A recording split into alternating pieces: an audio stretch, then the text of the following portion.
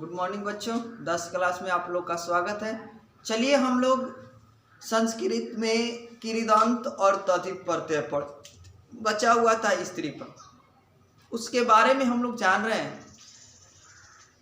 हम लोग किरीदांत और तद्धित पढ़ेंगे। किरीदांत और तद्धित में यही जाने कि यह शब्द के अंत में जुटेगा, यह भी शब्द के अंत में जुटेगा स्त्री प्रत्यय, लेकिन होगा कब? वो 8 गो होगा। स्त्री प्रत्यय कब होगा? 8 गो। ये भी कैसे जुटेगा? ये स्त्री वाले शब्दों में, स्त्रीलिंग शब्दों के अंत में जुटेगा, पुल्लिंग वाले शब्दों के अंत में जुटेगा और उसे स्त्रीलिंग बना देगा। कैसा शब्द के अंत में जुटेगा? पुल्लिंग शब्दों के अंत में, और उसे क्या बना देगा? स्त्रीलिंग। उसी को हम लोग स्त्री प्रत्यय कहते हैं। स्त्री प्रत्यय पुल्लिंग शब्दों के साथ जुटकर स्त्रीलिंग रूप बनाता है। ये क्या है? निम्न है।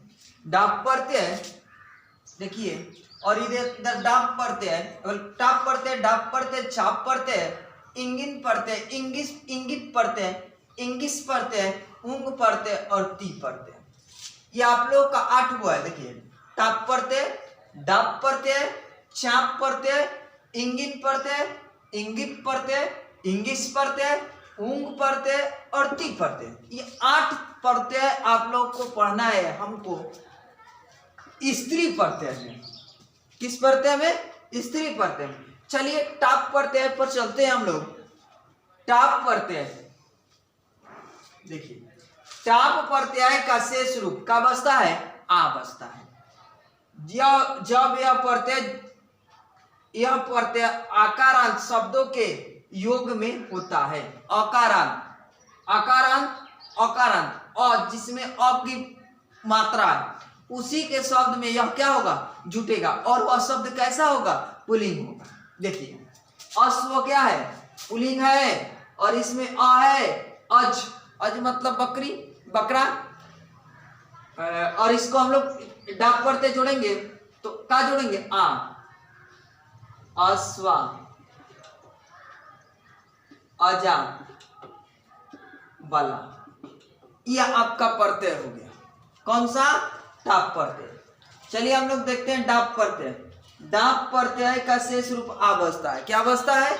इसमें भी आ बसता है, यहां पर भी आ और यहां पर भी आ। यह प्रत्यय सीमन और रेशमन, दो शब्द सीमन और रेशमन, दो शब्दों के अंत में ही जुटेगा। कौन कौन प्रत्यय? डाप प्रत्यय सीमन और रेशमन में जुटता है। जब यह प्रत्यय जुटता है तो 9 वर्ण क्या हो जाता है? हट जाता। तो इसमें से 9 वर्ण हटाइए। सीम क्या बसता है इसका शेष रूप? सीमा और रेशमा। कहिएगा, रेशमा और सीमा में कौन सा प्रत्यय है? तो डाप प्रत्यय। ये 2 शब्द आपका डाप प्रत्यय में आ जाए। चाप प्रत्यय, बस यही आराम है कि जो इसमें दिया रहेगा शब्द वह सीमित दिया रहेगा। चाप प्रत्यय का शेष रूप क्या बसता है? आ बसता है। जब यह प्रत्यय केवल सूर्य शब्द के साथ जुटता है। किस शब्द के अंत में जुटता है? सूर्य शब्द के। तो सूर्य प्लस चाप प्रत्यय, बस एक है सूर्य। देखिए आप लोग को यहां तक कोई दिक्कत? सीमन और रेशमन में आपका डाप प्रत्यय होगा और चाप प्रत्यय होगा सूर्य में। इतना ही शब्दों के अंत में क्या होगा? ये जुटेगा। अब चलिए आगे चलते हैं हम लोग इंगिन प्रत्यय में। इंगिन प्रत्यय का शेष रूप क्या बसता है? ई बसता है। क्या बसता है? ई बसता है। यह प्रत्यय केवल नर शब्द के अंत साथ जुटता है। इंगिन प्रत्यय किस शब्द के अंत में जुटेगा? केवल नर शब्द के। नर प्लस इंगिन प्रत्यय, नर प्लस इंगिन प्रत्यय, नारी। देखिए, यह प्रत्यय केवल नर शब्द के साथ जुटता है। ई बसता है तो ई लिख दिया हम लोग। और जब यह प्रत्यय जुटेगा तो शुरू में क्या हो जाएगा? शुरू में आ आएगा। शुरू में आ गया और इधर क्या हो गया? नारी। नर स्त्रीलिंग पुल्लिंग के लिए होता है, नारी स्त्रीलिंग के लिए। इंगित प्रत्यय आ जाइए। इंगित प्रत्यय का शेष रूप ई बसता है। इसमें भी ई बसा, इसमें भी ई बसता है, लेकिन यहाँ पर प्रत्यय नकारांत और ऋकारांत शब्दों के अंत में जुटता है। तो देखिए, दंडनी हो जाएगा और इधर हो जाएगा शालिनी। 82 इसी में है। ये पहला होगा।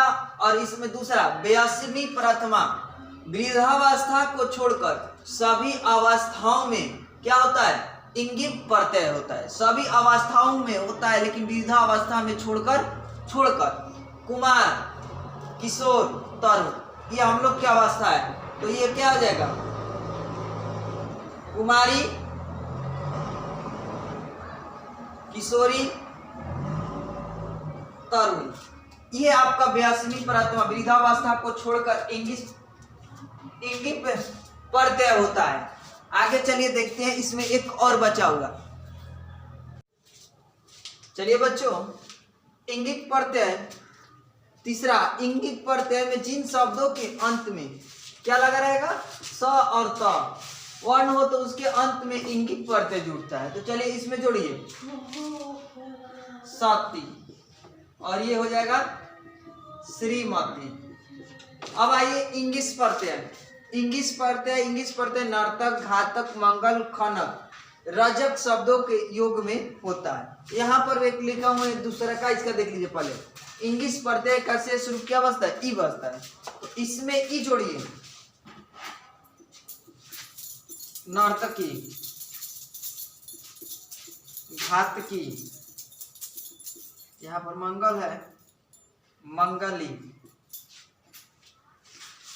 खनकी, रजकी। चलिए देखिए, नर्तक, घातक, मंगल, खनक, रजक शब्दों के योग में होता है। इतना दूर ये आप लोग को लिखिए। आगे देखिए, इंगित प्रत्यय का शेष रूप ई बचता है। यह प्रत्यय गौर, मृग, सिंह, तीन शब्द यहाँ पर भी है इंगित प्रत्यय। तो ये हो जाएगा मृगी, ये हो जाएगा सिंह, गौर। चलिए लास्ट, सेकंड लास्ट, उंग प्रत्यय। उंग प्रत्यय का शेष रूप उ बचता है जब यह प्रत्यय केवल यह प्रत्यय स्वासुर शब्द के अंत में जुड़ता है। स्वासुर प्लस उंग प्रत्यय स्वासुर हो जाएगा। देख लीजिए यहाँ पर लिखिए, ती प्रत्यय का शेष रूप ती बचता है। क्या बचता है, ती बचता है। यह प्रत्यय इवन शब्द के साथ जुड़ता है, बस एक शब्द के साथ। किसके साथ, इवन शब्द के साथ। ये हो जाएगा आपका इवती। ये आपका प्रत्यय संस्कृत में समाप्त हो गया बच्चों। अब कल से हम लोग पढ़ेंगे समास, ये भी किसमें, संस्कृत में। आप लोग का प्रत्यय अगर नहीं समझ में आया होगा तो क्लास में आइएगा, तो अलग से मैं टाइम देकर आप लोग को बता दूंगा। और भरसक कोशिश कीजिएगा कि वीडियो में आप लोग देखने का प्रयास कीजिएगा, क्योंकि लॉकडाउन कब खुलेगा, टाइम बचेगा कि नहीं बचेगा, इस आशा पर मत रहिएगा कि दोबारा हम पढ़ाएंगे। ये मत सोचिएगा, क्योंकि टाइम बचेगा तब ना बच्चों। सिलेबस बहुत अधिक है, उसको हमें ऑफलाइन में भी खत्म करना है और ऑनलाइन में भी जहाँ तक हो रहा है वहाँ तक मैं कर रहा हूँ। आप लोग भी घर पर थोड़ा सा मेहनत कीजिए और अपने लक्ष्य को प्राप्त कीजिए। इतना ही मैं कहना चाहता हूँ। Thank you.